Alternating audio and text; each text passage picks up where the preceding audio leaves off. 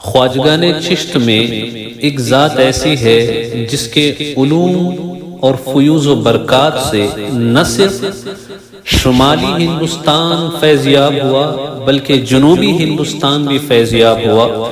یہ وہ ذات ہے جسے دکن کے شہنشاہ حضرت خواجہ بندہ نواز گیسو دراز سید محمد ابن یوسف الحسینی رضی اللہ تعالیٰ عنہ کے نام سے جانا جاتا ہے۔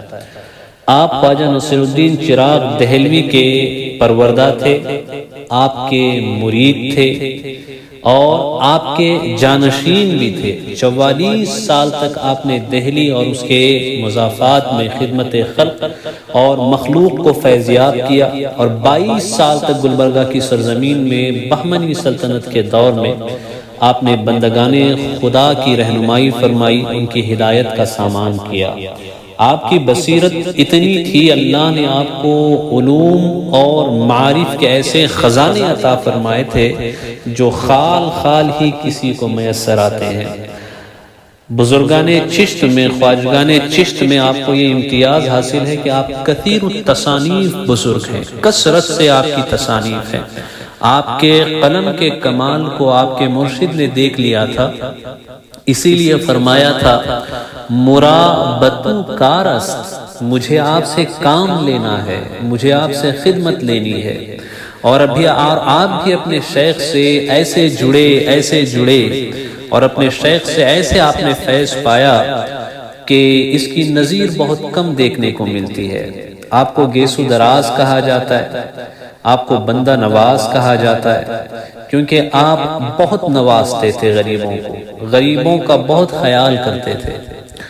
گیسو دراز آپ کو کہا جاتا ہے، آپ کے بال شریف بڑے لمبے تھے۔ ایک مرتبہ آپ شیخ کی پالکی اٹھا رہے تھے، بال پالکی سے نپٹ گئے، کچھ بال وہاں پھنس گئے، لیکن آپ نے ادب کا خیال کرتے ہوئے اس تکلیف کو برداشت کیا، اور جب حضرت خواجہ نصیر الدین چراغ دہلوی کو اس کی خبر ہوئی تو آپ نے فرمایا گیسوے دراز داری کہ آپ لمبے گیسو رکھتے ہیں، اور آپ نے خوب دعائیں دی۔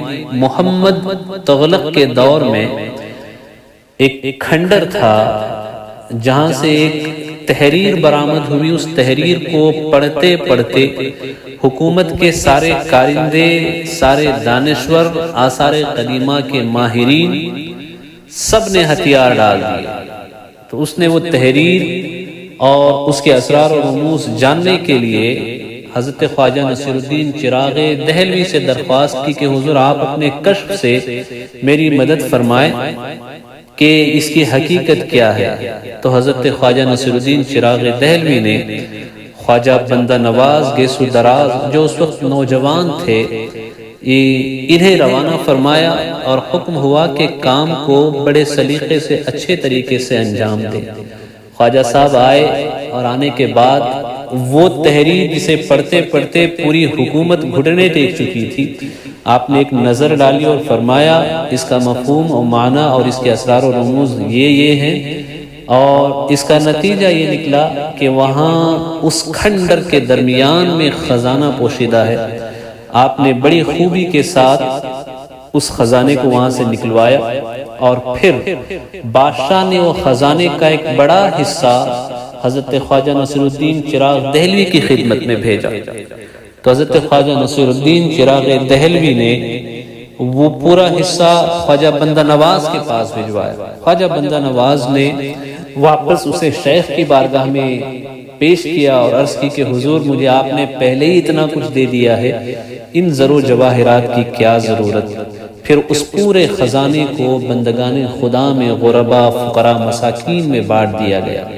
تب خواجہ نصیر الدین چراغ دہلوی نے اپنے اس مرید کے حوالے سے فرمایا ہر کے مرید سید گیسو دراز شد، واللہ خلاف نیست کہ او عشق باز شد۔